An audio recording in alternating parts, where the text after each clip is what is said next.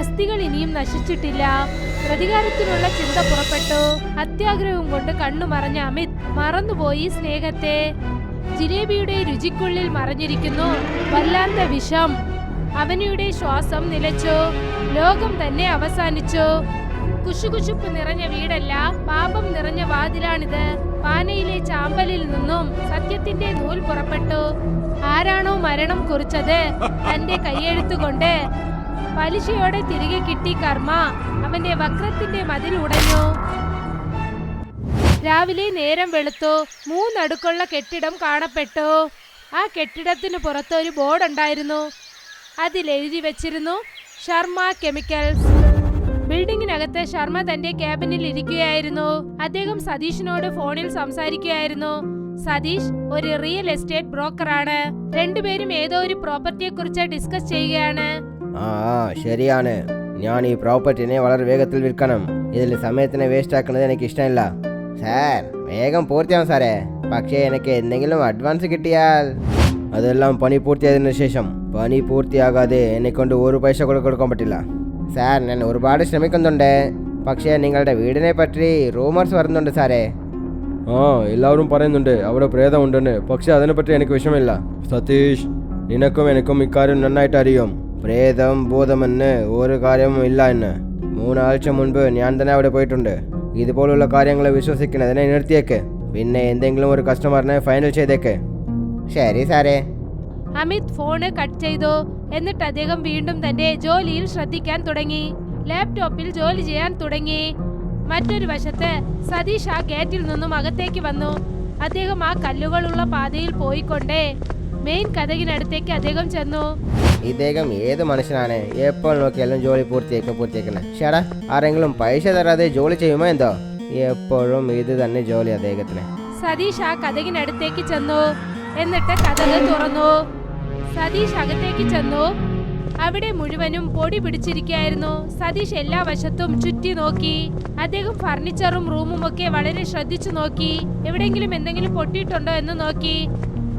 എന്നിട്ട് അദ്ദേഹം പടിക്കെട്ട് വഴി ആദ്യത്തെ ഫ്ലോറിലേക്ക് ചെന്നു. ഒരു മുറിക്കകത്ത് അദ്ദേഹം ചെന്നു. അവിടെ ഒരു അലമാര അദ്ദേഹം തുറന്നു. അവിടെ അദ്ദേഹം ഒരു റൗണ്ടുള്ള അടയാളം കണ്ടു. അവിടെ പൊടി ഒട്ടും തന്നെ ഇല്ലായിരുന്നു. അദ്ദേഹം കുറച്ചു സമയം ആലോചിക്കാൻ തുടങ്ങി. പക്ഷെ അതിനുശേഷം അദ്ദേഹം അത് വലുതായി കൂട്ടാക്കാതെ അലമാര മൂടി. തിരിഞ്ഞ് അദ്ദേഹം കതകിനടുത്തേക്ക് ചെന്നപ്പോൾ പുറകിൽ നിന്നും ആ അലമാരയുടെ കതക് തന്നെത്താനെ തുറന്നു. അവിടെ ഒരു കാറ്റും വീശിയില്ല. ആരും അവിടെ ഇല്ലായിരുന്നു. എന്നാലും കതക് തന്നെത്താനെ തുറക്കപ്പെട്ടു. സതീഷ് പേടിച്ചുപോയി. അദ്ദേഹം വീണ്ടും പതുക്കെ അലമാരയുടെ അടുത്തേക്ക് വന്നു. സാഹചര്യം വളരെ വ്യത്യാസമായും ഭയങ്കരമായും കാണപ്പെട്ടു. ധൈര്യത്തോടെ 2 ഹാൻഡിലും പിടിച്ചു. എന്നിട്ട് വീണ്ടും ആ അലമാര മൂടി വെച്ചു. അദ്ദേഹം പുറകിലോട്ട് തിരിഞ്ഞു നോക്കി. ഒരുപക്ഷെ ആരെങ്കിലും അവിടെ മറഞ്ഞിരിക്കുന്നോ എന്ന്. പക്ഷെ അവിടെ ആരുമില്ലായിരുന്നു. അദ്ദേഹം തിരിഞ്ഞതും തന്നെ അദ്ദേഹത്തിന്റെ മുൻപിൽ ഒരു പെണ്ണിന്റെ ആത്മാവ് നിൽക്കുന്നുണ്ടായിരുന്നു. അവളുടെ കണ്ണുകൾ വെളുത്തിരുന്നു. പിന്നെ കണ്ണിൽ നിന്നും രക്തക്കണ്ണീർ വന്നുകൊണ്ടിരുന്നു. അവൾ ഒച്ചയുണ്ടാക്കി നിലവിളിച്ചു. വൈകുന്നേരം അമിത് വീട്ടിലേക്ക് തിരികെ വന്നു. അദ്ദേഹം വന്ന് സോഫയിൽ ഇരുന്നു. എന്നിട്ട് കാലുകൾ മുൻപിലുണ്ടായിരുന്ന ടേബിളിലേക്ക് നീട്ടിവെച്ചു. അദ്ദേഹം തലയെ പുറകിലോട്ട് ചാഞ്ഞുകൊണ്ട് റെസ്റ്റ് എടുക്കുകയായിരുന്നു. അപ്പോഴാണ് കിച്ചണിൽ നിന്നും ആർത്തി പുറത്തേക്ക് വന്നത്. അവളുടെ മുഖത്ത് കുഴപ്പം നന്നായി കാണാൻ സാധിച്ചു. അമിത്, പറയോ. പ്രയാഗ്രാഗിൽ നിന്നും കോൾ വന്നു. എന്താ കാര്യം? സതീഷ്. അവന് എന്ത് പറ്റി? സതീഷിന്റെ ഡെഡ് ബോഡി നമ്മുടെ വീട്ടിലിരുന്നത്രേ. നീ എന്താ പറയുന്നത്? അതെങ്ങനെയാണ്? എനിക്ക് വലുതായി ഒന്നും അറിയില്ല. പോലീസ് എന്തു പറഞ്ഞെന്നാൽ അദ്ദേഹത്തിന്റെ ബോഡിയിൽ ഒരു അടയാളവും കിട്ടിയില്ല എന്ന്. രക്തമൊക്കെ ഉറഞ്ഞതുപോലെ കാണപ്പെട്ടു എന്ന്. പിന്നെ അമിത്തിന്റെ കണ്ണുകൾ പെട്ടെന്ന് ഞെട്ടിപ്പോയി. സതീഷിന്റെ ബോഡി അതേ അലമാരയ്ക്കകത്തായിരുന്നു. ശരീരത്തിൽ മുഴുവൻ രക്തവും മുറിയപ്പെട്ടിരുന്നു. അദ്ദേഹത്തിന്റെ എല്ലുകളൊക്കെ മരവിച്ചിരുന്നു. അമിത്തിന്റെ കണ്ണുകൾ ഞെട്ടിപ്പോയിരുന്നു. എന്താ ഇതെങ്ങനെ സംഭവിച്ചു? അദ്ദേഹം ലഹരി എന്തെങ്കിലും ഉപയോഗിക്കുമായിരുന്നോ? എനിക്കിതിനെപ്പറ്റി ഒരു കാര്യവും അറിയില്ല. ഇപ്പോൾ എന്ത് ചെയ്യാനാ? ആദ്യം നിങ്ങൾ പ്രയാഗ്രാഗിലേക്ക് ചെല്ലണം. പോലീസ് ഇൻവെസ്റ്റിഗേഷന് വേണ്ടി നിങ്ങളെ വിളിച്ചിരിക്കുകയാണ്. അമിത് ആർത്തിയെ നന്നായി നോക്കി. അടുത്ത ദിവസം അദ്ദേഹം പ്രയാഗ്രാജിലേക്ക് ചെന്നു. അമിത് തന്റെ ബാഗ് എടുത്തുകൊണ്ട് വീട്ടിനകത്തേക്ക് വന്നു. എന്നിട്ട് 4 ചുറ്റിലും നോക്കി. വീട്ടിൽ അതേപോലെ പൊടി പിടിച്ചിരുന്നു. പിന്നെ ഓരോ വശത്ത് ചിലന്തി വലയും ഉണ്ടായിരുന്നു. അമിത് കുറച്ചു സമയം അവിടെ തന്നെ നിൽക്കുകയായിരുന്നു. അപ്പോഴാണ് ഇൻസ്പെക്ടർ പ്രതിഭ അകത്തേക്ക് വന്നത്. അമിത് തിരിഞ്ഞ് അവരെ നോക്കി. ഇൻസ്പെക്ടർ പ്രതിഭ. പറയൂ മാം. ഒന്നുമില്ല, ഈ ആക്സിഡന്റ് നിങ്ങളുടെ വീട്ടിൽ നടന്നിരിക്കുകയാണ്, അതുകൊണ്ട് ചോദ്യം ചെയ്യാൻ വിളിച്ചതാണ്. ചോദ്യങ്ങൾ മാത്രം ചോദിക്കണമെങ്കിൽ ഫോൺ ചെയ്ത് ചോദിക്കാമല്ലേ? എന്നെ വർദ്ധിപ്പിക്കാൻ ആവശ്യം എന്താണ്? അതെന്താണെന്നാൽ സർ, ചോദ്യം ചോദിക്കുമ്പോൾ ഒരാളുടെ മുഖം നോക്കുന്നത് അത്യാവശ്യമാണ്. ഉത്തരം വായി കൊണ്ട് മാത്രമല്ല, കണ്ണിനെ നോക്കിയും അറിയാൻ സാധിക്കും. Excuse me. ഒന്നുമില്ല സർ, ഞാൻ നിങ്ങളോട് ചോദ്യം ചോദിക്കട്ടെ? അമിത് ശരിയെന്ന് തല അനക്കി. അടുത്ത ക്ഷണം തന്നെ അമിത്തും ഇൻസ്പെക്ടർ പ്രതിഭയും ടേബിളിൽ ഇരിക്കുകയാണ്. പ്രതിഭ അദ്ദേഹത്തോട് ചോദ്യം ചെയ്യുകയാണ്. പിന്നെ അമിത് ഉത്തരം പറയുന്നു. അമിത് പേടിച്ചതുപോലെ ആയിരുന്നു. പിന്നെ തന്റെ ഉത്തരം ആലോചിച്ച് പതുക്കെ പറയാൻ അദ്ദേഹം ശ്രമിക്കുന്നു. എന്തുപറ്റി സർ? നിങ്ങൾ വളരെ നെർവസ്ഡ് ആയിരിക്കുന്നു. Is there any problem? ഇല്ല ഇല്ല, ഒന്നുമില്ല. ഞാൻ ഈ കാര്യത്തിനെ വേഗം തന്നെ പൂർത്തിയാക്കണം. പിന്നെ തിരിച്ചു പോകണം. എനിക്ക് കുറച്ച് ബിസിനസ് കാര്യങ്ങളുണ്ട്. നിങ്ങളുടെ വീട്ടിൽ നിങ്ങളുടെ ബ്രോക്കർ മരിച്ചു കിടക്കുകയാണ്. അതിനെക്കുറിച്ച് നിങ്ങൾക്ക് ഒട്ടും വിഷമമില്ലേ? കേൾക്കാൻ തന്നെ വളരെ തമാശയായി തോന്നുന്നു. ഇവിടെ നോക്കൂ മാം, അദ്ദേഹം എൻ്റെ ബ്രോക്കറാണ്, എൻ്റെ അളിയനൊന്നുമല്ല. ഒരാൾ അധികമായിട്ട് ഡ്രഗ്സ് എടുത്ത് ചത്തുപോയാൽ അതിൽ എൻ്റെ തെറ്റ് എന്താണുള്ളത് മാഡം?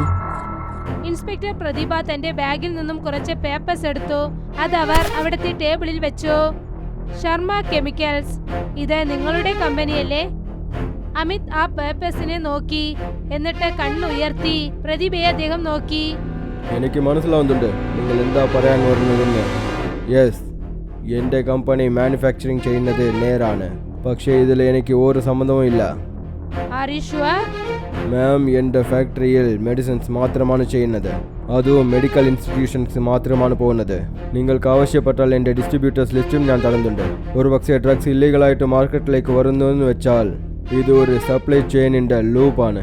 ഇതിൽ എൻ്റെ തെറ്റ് ഏതുമില്ല. ഓക്കെ, നിങ്ങൾക്കിപ്പോൾ പോകാം. പിന്നെ എന്തെങ്കിലും അത്യാവശ്യമുണ്ടെങ്കിൽ ഞാൻ നിങ്ങളെ വിളിപ്പിക്കാം. അമിത് ശരിയെന്ന് തല എനിക്ക് സമ്മതിച്ചു. ഇൻസ്പെക്ടർ പ്രതിഭ അവിടെ നിന്നും പുറപ്പെട്ടു. പിന്നെ അമിത് അതേ ചെയറിൽ ഇരിക്കുകയായിരുന്നു. വൈകുന്നേരം മഴ പെയ്യാൻ തുടങ്ങി. അമിത് ഇപ്പോൾ ലിവിംഗ് റൂമിലാണുള്ളത്.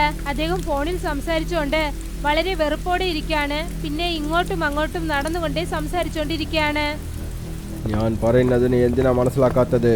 ഇന്ന് ഞാൻ ബാംഗ്ലൂരിലേക്ക് തീർച്ചയായിട്ടും പോകണം. ഒരു പക്ഷേ ഞാൻ അവിടെ പോയിട്ടില്ലെങ്കിൽ എനിക്ക് ഒരുപാട് നഷ്ടമുണ്ടാവും. സാർ, മഴ കാരണം ഒരുപാട് ഫ്ലൈറ്റ്സ് ക്യാൻസൽ ആയിട്ടുണ്ട് സാറേ. പിന്നെ ഈ മഴ നിൽക്കുന്ന വരെ നമ്മളെ കൊണ്ട് ഒന്നും ചെയ്യാൻ പറ്റില്ല. അമിത് വെറുപ്പോടെ ആ ഫോൺ കട്ട് ചെയ്തു. ഷിറ്റ്. അമിത് ദേഷ്യത്തോടെ ആ ഫോൺ സോഫയിലേക്ക് വലിച്ചെറിഞ്ഞു. എന്നിട്ട് അവിടെ ചെന്നിരുന്നു. അദ്ദേഹം തന്റെ ബാഗിൽ നിന്നും ചെറിയ ഡ്രിങ്ക്സ് ബോട്ടിൽ കയ്യിലെടുത്തു. എന്നിട്ട് അത് കുടിച്ചു. എന്നിട്ട് ബോട്ടിൽ ഒരു വശത്ത് വെച്ചു. അപ്പോഴാണ് അദ്ദേഹത്തിന്റെ ഫോൺ വീണ്ടും റിംഗ് ആയത്. അതേ മാനേജറുടെ ഫോണാണ്. അദ്ദേഹത്തോടാണ് അദ്ദേഹം മുൻപേ സംസാരിച്ചത്. അമിത് ആ ഫോണ് അറ്റൻഡ് ചെയ്തില്ല.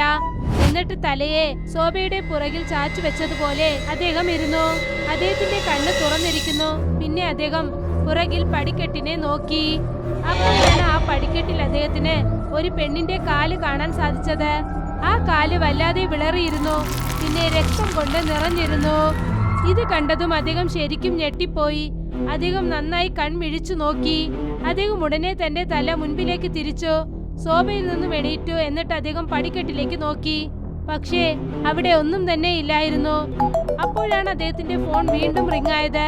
ഇത്തവണ അത് ആർത്തിയുടെ ഫോണായിരുന്നു. അദ്ദേഹം ഉടനെ ഫോൺ എടുത്തു. എന്നിട്ട് അവളോട് സംസാരിക്കാൻ തുടങ്ങി. എന്തുപറ്റി? എന്തിനാ ഇങ്ങനെ പതറിയിരിക്കുന്നത്? അത് ഒന്നുമില്ല. ഞാൻ മോശമായ കല കണ്ടെന്ന് വിചാരിച്ചു. അതെ. Are you sure? ഒരു കുഴപ്പമില്ല. നിങ്ങൾ എപ്പോഴാ വീട്ടിലേക്ക് വരിക? ഞാൻ എന്ത് പറയാനാ, ഇവിടെ ഒരുപാട് മഴ പെയ്യുന്നുണ്ട്. ഞാൻ ബുക്ക് ചെയ്ത ഫ്ലൈറ്റും ക്യാൻസൽ ആയിട്ടുണ്ട്. പിന്നെ ഏതൊരു ഫ്ലൈറ്റും അവൈലബിൾ ആയിട്ടില്ല. അല്ല, അതെങ്ങനെയാണ്? ഇപ്പോൾ നിങ്ങൾ എവിടെയാണുള്ളത്? ഇപ്പോൾ വീട്ടിൽ തന്നെ ഉണ്ട്. രാത്രി സമയമായി പോയി, അതുകൊണ്ട് ഇവിടെ തന്നെ ഇരിക്കുന്നു. പക്ഷേ അമിത്, നിങ്ങൾക്കറിയാമല്ലോ ആ വീട്ടിൽ. അല്ല, നീ ഒന്നും വിഷമിക്കണ്ട. ഞാൻ നന്നായിട്ടുണ്ട്. ഇവിടെ നോക്ക്, ഞാൻ ഒരുപാട് ടയർഡായിട്ടുണ്ട്. ഞാൻ നിന്നോട് പിന്നെ സംസാരിക്കാം. അമിത് ഫോൺ കട്ട് ചെയ്തു. എന്നിട്ട് വീണ്ടും അതേ സോഫയിൽ ചെന്നിരുന്നു. അദ്ദേഹം കുറച്ചു സമയം വരെ അങ്ങോട്ടും ഇങ്ങോട്ടും നോക്കിക്കൊണ്ടിരുന്നു. പിന്നെ അതേ സോഫയിൽ കിടന്നുറങ്ങി. രാത്രി അമിത് സോഫയിൽ കിടന്ന് ഉറങ്ങുകയാണ്. അദ്ദേഹത്തിന്റെ ഒരു കാൽ സോഫയുടെ മുകളിൽ ഇരിക്കുകയാണ്. പിന്നെ മറ്റൊന്ന് താഴെ തൂങ്ങിക്കിടക്കുന്നു. മുകളിൽ ലാറ്റിൽ ഒരു ഊഞ്ഞാൽ അങ്ങോട്ടും ഇങ്ങോട്ടും ആടിക്കൊണ്ടേയിരിക്കുന്നു. പെട്ടെന്ന് അത് നടുക്ക് നിന്നുപോയി. അടുത്ത ക്ഷണം തന്നെ ആ ഊഞ്ഞാലയുടെ ചങ്ങല ഓരോന്നായി പൊട്ടാൻ തുടങ്ങി. ആ വെയിറ്റായ ഊഞ്ഞാൽ നേരെ സോഫയിൽ വന്ന് വീണു. പിന്നെ അതേ സോഫയിൽ വന്ന് വീണു. അവിടെയാണ് അമിത് ഉറങ്ങിക്കിടന്നത്. ആ ഊഞ്ഞൽ അദ്ദേഹത്തിന്റെ ആ കാലിൽ വന്ന് വീണു. ബാക്ക് റെസ്റ്റിൽ വെച്ചിരുന്നല്ലോ ആ കാലിൽ. പിന്നെ അദ്ദേഹത്തിന്റെ കാൽ ഉടനെ തന്നെ ഉടഞ്ഞുപോയി. അമിത് വേദന സഹിക്കാനാവാതെ നിലവിളിച്ചുകൊണ്ട് എണീറ്റു. അദ്ദേഹത്തിന്റെ പൊട്ടിയ കാൽ കാരണം ഉടനെ താഴേക്ക് വീണുപോയി. അദ്ദേഹം മുഖം പൊക്കിയപ്പോൾ അതേ വിളറിയ കാലുകൾ വീണ്ടും അദ്ദേഹത്തിന്റെ കണ്ണിൽ കണ്ടു. അതാണ് അദ്ദേഹം കുറച്ചു സമയത്തിന് മുമ്പ് നോക്കിയത്. കുറച്ച് നിവർന്നു നോക്കി. അദ്ദേഹത്തിന്റെ മുൻപിൽ നിന്നത് മറ്റാരുമല്ല, അവിടെ നിന്നുകൊണ്ടിരുന്നത് അവനിയാണ്.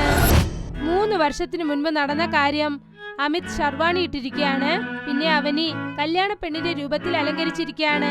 രണ്ടുപേരും വീടിന്റെ വാതിൽക്കൽ വന്നു. അമിത് ആദ്യം അകത്തേക്ക് ചെന്നു. അരി നിറഞ്ഞ ഒരു ചെമ്പ് അദ്ദേഹം കൊണ്ടുവന്നു. എന്നിട്ടത് വീടിന്റെ വാതിൽക്കൽ വെച്ചു.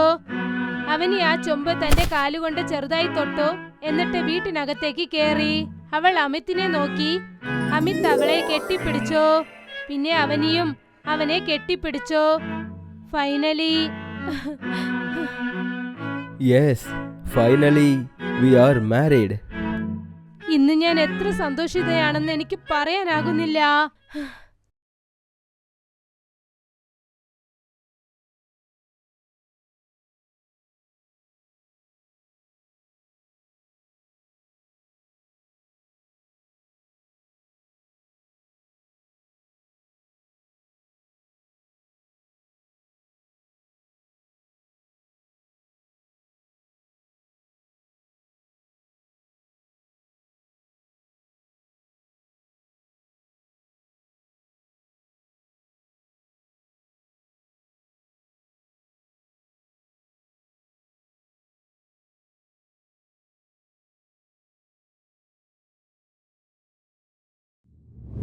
അമിത്തും അവനിയും വഴക്കിട്ടുകൊണ്ടിരിക്കുന്നു.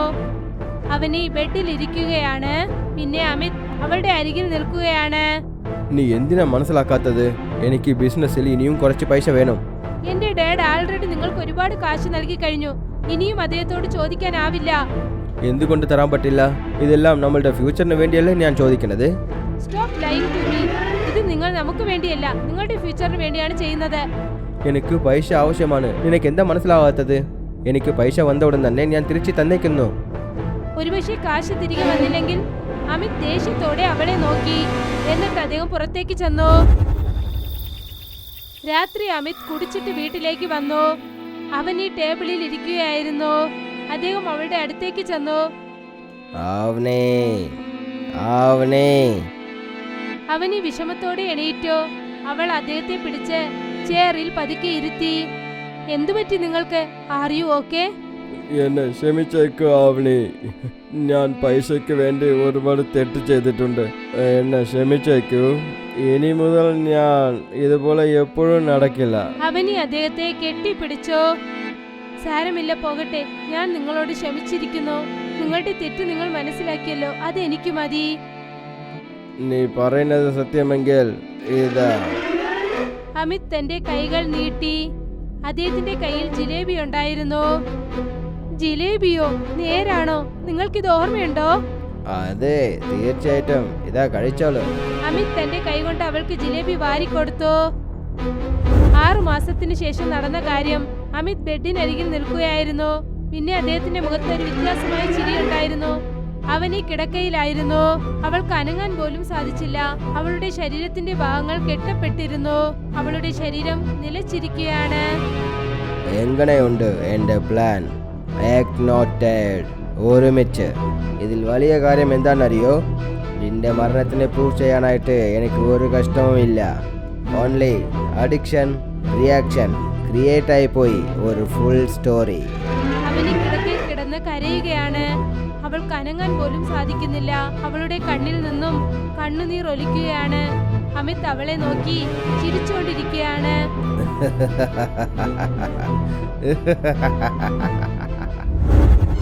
താൻ ചെയ്ത കാര്യം ഓർമ്മ വന്നതുപോലെ അമിത്തിന്റെ ശ്വാസം വലുതാകാൻ തുടങ്ങി. അമിത് പേടിയോടെ മുകളിലേക്ക് പതുക്കെ നോക്കി. അവനിയുടെ ആത്മാവ് മുൻപിൽ നിന്നുകൊണ്ടിരിക്കുകയാണ്.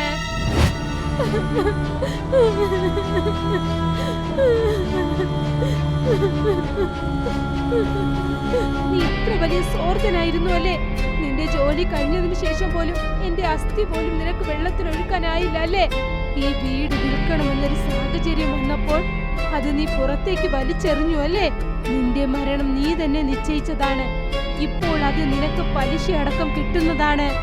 അവന് തന്റെ കൈ മുൻപിലോട്ട് നീട്ടി. പിന്നെ അമിത് കാറ്റത്ത് പറന്നു. അവനെ ജൂമറിൽ കൊണ്ടുപോയി അവൾ ഇടിച്ചു. കണ്ണാടി ചില്ലുകളൊക്കെ അവന്റെ ശരീരത്തിൽ കുത്തി. അമിത് താഴെ തറയിലേക്ക് വീണു. അവൻ കൈ കുത്തി ജീവൻ ഭിക്ഷയാചിക്കുകയാണ്. പക്ഷെ അവന് നിന്നില്ല. അവൾ തന്റെ കഴുത്ത് ഒരു വശത്ത് തിരിച്ച് അവന്റെ കണ്ണിനെ അവൾ നോക്കി. അമിത്തിന്റെ കാലുകളും കൈകളും മുറിയാനും ഒടയാനും തുടങ്ങി. അവൻ വേദന സഹിക്കാനാവാതെ നിലവിളിക്കാൻ തുടങ്ങി. ആ അവസാനത്തെ നിമിഷം അവന്റെ കഴുത്ത് മുറിഞ്ഞു. പിന്നെ അവിടെ മുഴുവൻ ശാന്തമായി. അമിത് മരിച്ചു. അവനിയുടെ ആത്മാവ് അവിടെ തന്നെ നിൽക്കുകയായിരുന്നു, ശരിക്കും നിശബ്ദമായി. ഇതാണ് അന്നത്തെ രാത്രിയുടെ അവസാനമായിരുന്നത്. ആർത്തി ടെലിവിഷന്റെ മുൻപിൽ നിൽക്കുകയാണ്. അതിൽ അവൾ ന്യൂസ് നോക്കുകയാണ്. അമിത്തിന്റെ മുഴുവൻ കഥയും ഇപ്പോൾ ഇന്റർനാഷണൽ കഥയായി മാറി. ശർമ്മ കെമിക്കൽസിന്റെ ഓണർ അമിത് ശർമ്മ തന്റെ വീട്ടിൽ മരിച്ചു കിടക്കുകയായിരുന്നു. അദ്ദേഹത്തിന്റെ ഡെഡ് ബോഡിയുടെ മുൻപിൽ ഉണ്ടായിരുന്ന ഒരു ലെറ്ററിൽ എഴുതപ്പെട്ടിരുന്നു അദ്ദേഹം ഇതുവരെ ചെയ്ത ക്രൂരതയുടെ കൃത്യം. ഡോർ ബെൽ അടിച്ചു. ആർത്തി ചെന്ന് ആ കതക് തുറന്നു. പോലീസ് അകത്തേക്ക് വന്നു. ആർത്തി കതകിനരികിൽ നിൽക്കുകയായിരുന്നു. അവളുടെ കണ്ണുകൾ നിറഞ്ഞിരുന്നു. കഥ അതോടെ അവസാനിച്ചു.